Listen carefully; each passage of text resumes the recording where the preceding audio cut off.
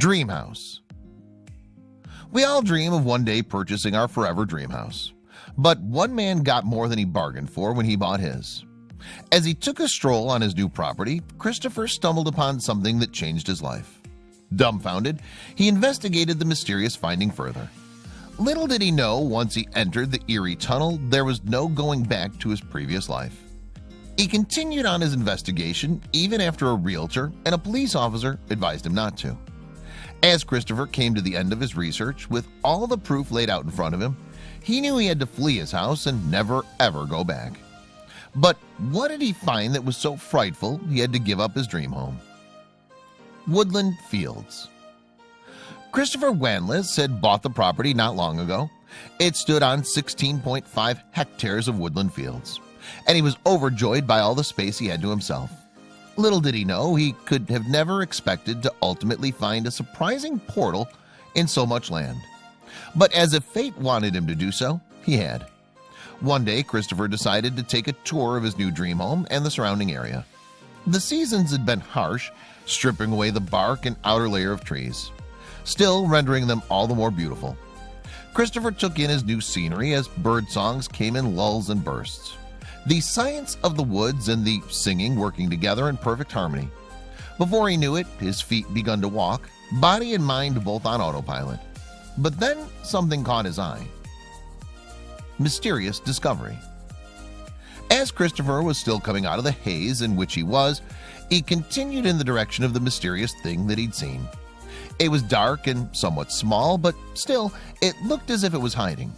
Maybe it's just another tree, an older, smaller, and darker one, he thought. But as he got closer, he immediately knew he was so very wrong. Overwhelmed by excitement and a little terror, he didn't judge where his feet were going. Christopher stumbled on and fell 3 feet down. Dumbfounded by his fall and covered in leaves and mud, he shook himself off and looked straight ahead. There it was, the mystery he'd seen from a distance. But it couldn't be. Could it? He was perplexed. He just discovered a mine on his own property, and by the looks of it, it seemed to be very old and abandoned. He had to take a closer look. What could be inside this magnificent structure? Encrusted walls. The outside of the mine was covered by what looked like moss, but it was way too dark to see inside. Christopher recalls the moment. When we bought the house, nobody ever told us about the fact that the estate had a lot of mines on it. We just sort of stumbled upon the gold mine one day, and that was it.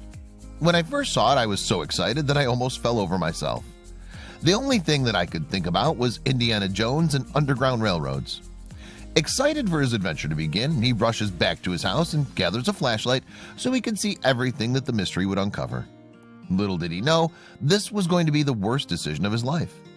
He arrived at the entrance of the mine with the flashlight in hand.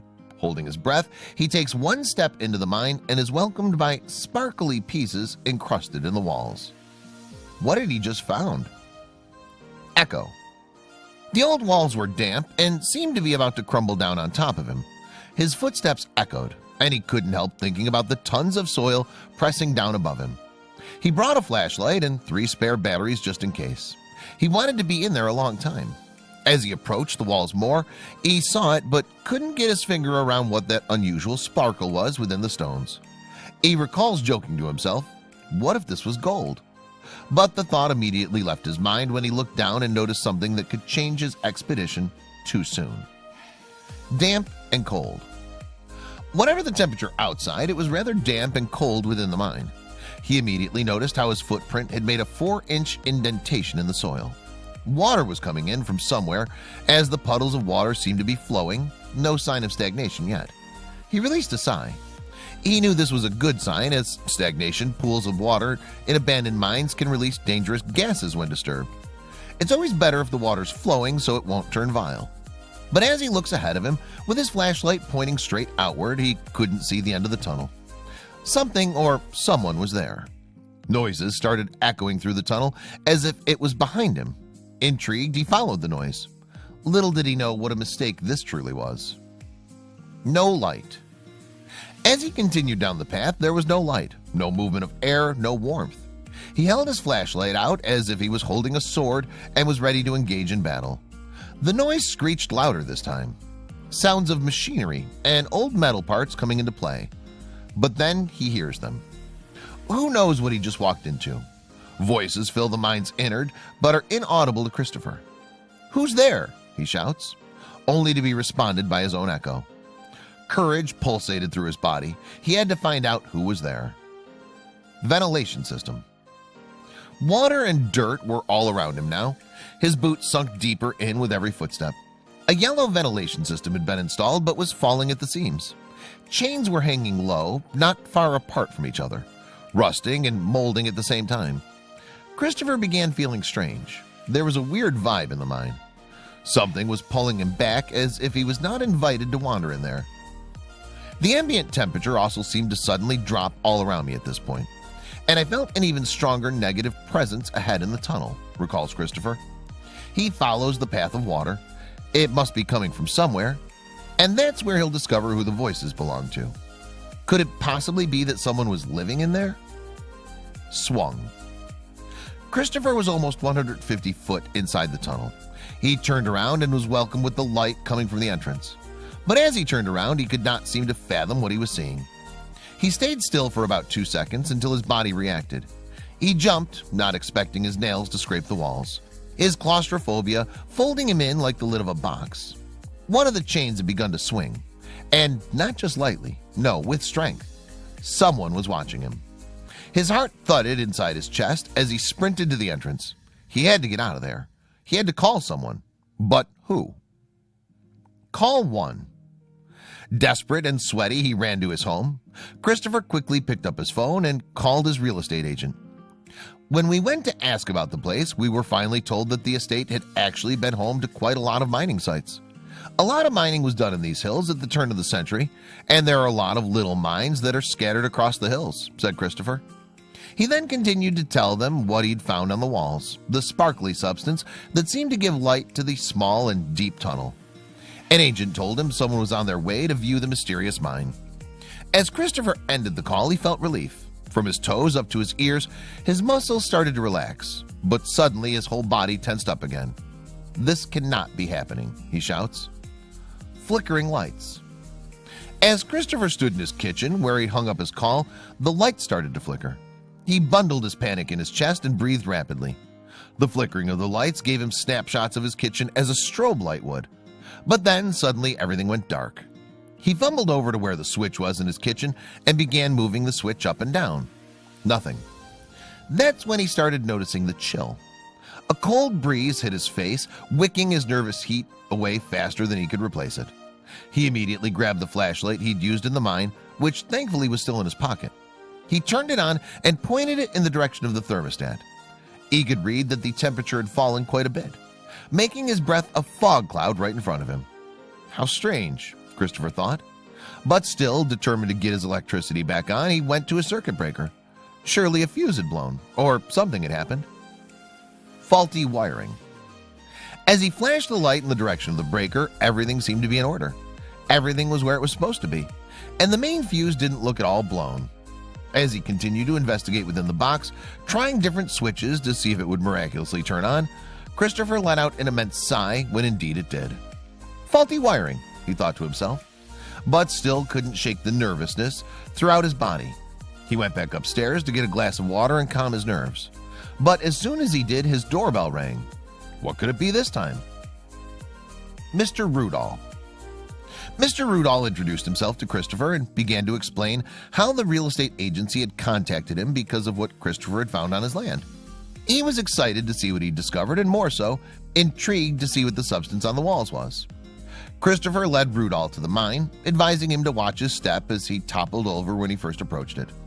As both men walked in silence among the woods, the sky looked washed in gray, as in preparation for a storm. But as they got to the mine, they both get out their flashlights. The sparkle of the walls seemed to be more evident now, the glare hitting them in the face fiercely. As Rudall approached the stone walls inside the mine, he could no longer suppress his excitement. But as he turns to talk to Christopher, something in that mind is trying to send a message. Choked up and creeped out, he told Christopher something that made him have very mixed feelings about the situation. Nightmarish eyes. Rudolph, with nightmarish eyes, began to tell Christopher how the mine was indeed, to his own surprise, a gold mine, and that it had probably been used for that very reason a long time ago. As he looked at the walls, he could tell that the gold had been untouched within the stone, meaning that the miners hadn't finished their job and had abandoned the mine. But why? Rudolph continued to explain that there'd been a lot of local gossip regarding miners and mines from the turn of the century, but he never knew about any specific gold mines in the area. The only thing that made him wonder was what had happened there for all that gold to go untouched. Something awful, surely. Christopher wanted to get to the bottom of it. Secret door. As he summoned up the courage to investigate the mine further, two things whirled in his mind. There could be gold, also it could be haunted. He got prepared with his flashlight in hand and spare batteries in his pocket. He went inside. As he went down the path, with each and every footstep away from the entrance, darkness enveloped him. Last time he went into the mine, he could only muster going 150 foot. This time he knew no matter what, he had to go to the end. Only then could he get the answers he was seeking. As the light blinded behind him, he kept going. 600 feet in, and he finally knew where the water was coming from. But then he saw it, a door. He bit his lip. A shiver ran through his body like an electric current, and the water dropped on his face, blurring his vision. He forced his legs closer, sucking in a breath as he knocked on the door, knowing that there would be no answer. Then he twisted the handle. But what he saw stopped him in his tracks. World of its own. He'd wandered into a world of its own. Whatever the weather outside, it was freezing in there. He reached out to the wall, rougher and colder than the walls outside the room. Exaggerating claustrophobia screamed inside of him to get out of that place. But that's when something caught a glint of the flashlight. Furniture? Lots of junk huddled together, destroyed, but that didn't make any sense. Who would just run out of there without their stuff? The air suddenly got thicker.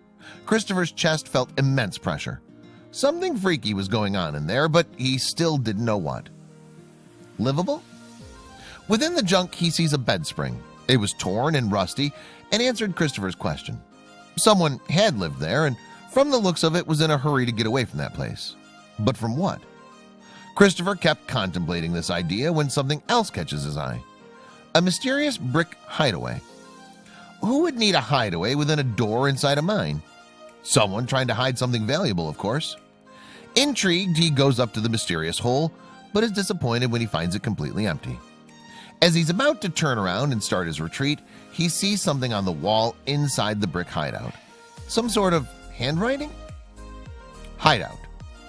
With his flashlight lighting the hideout, he examined various white scratches on the walls. He couldn't figure out what it was until he was closer. He could distinctly see how the walls had been scratched in vertical lines, 4 at a time. That was very odd, he thought, while he put his hand over the scratches and made another discovery. The scratches must have been done by fingers. The depth of the scratches were superficial, but still managed to make a mark on the cement. Who and what was so eager to get out of this place? But as he pondered on that question, he saw another thing that will haunt him forever.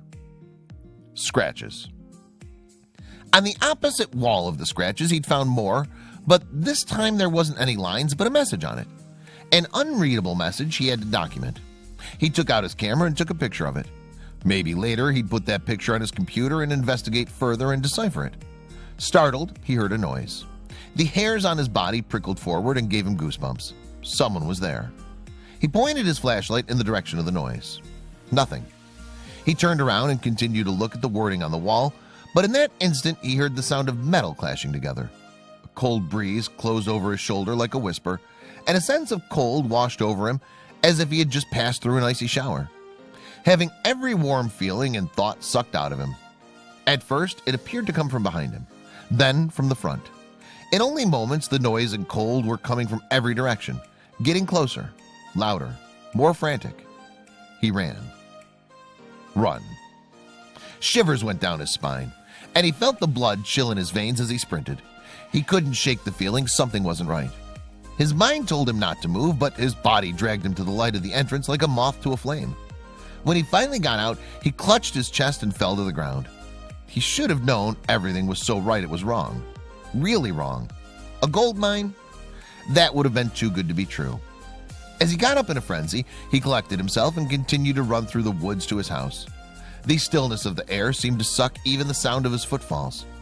Even the trees seemed not to rustle, as if they were tense with nerves for what was to come. He ran like he had never done before. He had to find out what was really happening. Haunted mine. As he got to his house, he made his way straight to his study and locked himself in. Something weird was happening in that mine, and he needed answers. Creeped out, he Googled haunted mines. And as the results were loading, a chill rose up his spine, making him shiver. The thing that was in the mine was there, with him, inside the house, and he could feel it. He whipped around, and sounds of hushed whispering seemed to be erupting everywhere around him. Was he going crazy? A breath so hoarse echoed around him. As Christopher turned his head over his shoulder, the whispering stopped. The air chilled to ice, and his labored breathing became the only sound. Then, out of nowhere, the Google search loaded, and the first hit read, "If you want to get rid of the paranormal activity in the mine and subsequently in your life, you have to face it." Could he really? Could he go back and make whatever this is leave him alone? There was only one way to find out. Hello? Christopher heard the knocks come in pairs of threes, 3 times. He swallowed the lump in his throat. "Hello?" is all he could muster to say. Tentatively taking steps forward, he reached the handle of his study. He twisted it, hoping it would give easily and swiftly. It did. As he crossed over to the kitchen, a small whirring sound made him turn his attention to it. It came from the camera. He went over and picked up the object. He could have sworn he turned it off when he got inside the house, but when he went to check on the pictures, there were none on the SD card. They'd all been deleted. He picked up his camera again and headed towards the mine. This time he was going to face whatever was in there. Gathered courage. Christopher gathers all the courage he can as he looks into the mine. He's welcomed with darkness at first, but then he realizes he made a colossal mistake. The dark and shadowy corridor he had run out of twice already seemed a little darker. He thought that his flashlight was a bit faulty, so he continued on step by step through the puddles of water until an incredible cold gust of air hits him in the face with such strength he could have sworn it was a basketball. The cold air leaves him pale, even though his blood still runs warm. But then he heard the noise of metal again. He knew he had to face it, but he never expected this decision to be a terrible mistake. Awful sound. As his feet led the way through the darkened tunnel, his body abruptly stopped. The noise was so close his ears began to ring and screech in pain.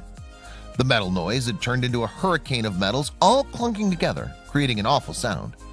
Christopher held his head in his hands for what seemed like an eternity. Suddenly, everything stopped. The sound was muted, and he looked up. Terror filled his body with silence more than it did with the noise, and that's when he saw it.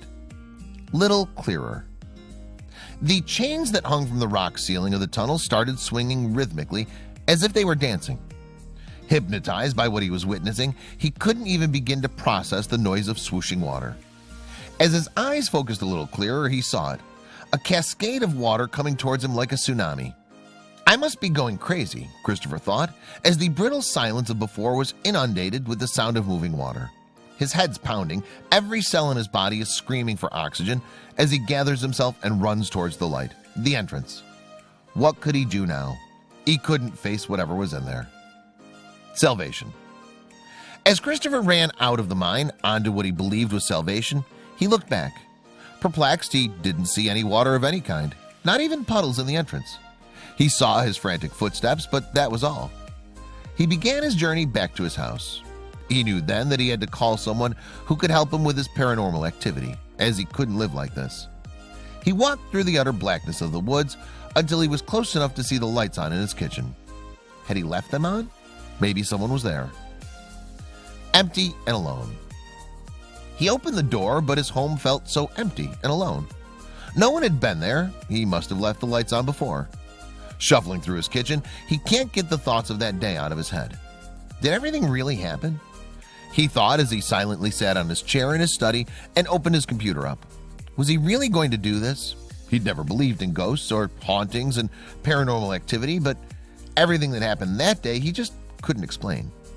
He opened his search engine again and began to type. A loud wiring noise came from the engine of the computer, and suddenly it went black, as if it had died there and then. In a sitting position, he looked in disbelief at the black screen. What could possibly go wrong next? Christopher thought as tears filled his eyes. Little did he know this wasn't the end of his adventure. Tired. Christopher was tired, mentally and physically. That day had worn him out entirely. As he cupped his hands on his face, he felt a gentle pull. Without warning, something pulled at his feet. He noticed it like if it was metal and a magnet was pulling him towards it. He stumbled backwards, falling in the process. That's when he made the decision. He had to get out of there as soon as possible and call someone for help. Surely all of this could be explained. He knew a lot of paranormal cases had been due to many toxic gases, or maybe the water in the mine wasn't flowing but was stagnant and he hadn't realized. Whatever it was, it had to be something. He got in his car and drove to the nearest cafe. Double espresso. As he ordered a double espresso, he pulled up his search engine on his phone. Quickly, scared that this too would break, he typed in the box, "Best paranologist near me." Surprised, he sees that 2 different places have matched with what he was looking for. And they weren't far at all. He got in his car and arrived at the location Google Maps sent him. Before him was a purple sign that said, "Tarot readings." Good God, he was still in disbelief of everything that had happened that day. But he couldn't rest soundly if he didn't know what he was truly dealing with. Vacated. As the door of the entrance gave off a chime song, he immediately noticed the smell of incense. A woman dressed in red and purple coverings turned to Christopher and offered her hand to him. She then immediately started chanting, something familiar Christopher had heard before. In utter paralysis, he was drawn towards it. He knew. The song that she was singing was the noise he'd heard in the mine, but now was a lot more melodic. He opened his eyes and dashed out to his car. Christopher went to his mother's house that night and immediately put his home on the market. The real estate developer in charge of the estate tried to get a hold of him, but they never heard from Christopher. Indeed, his mother was selling the property on his behalf and was open to offers for anyone who was willing to purchase it. The remaining questions are, did Christopher in fact see something inexplicable on his property? Was the mine really haunted? And has there been someone brave enough to enter its scent?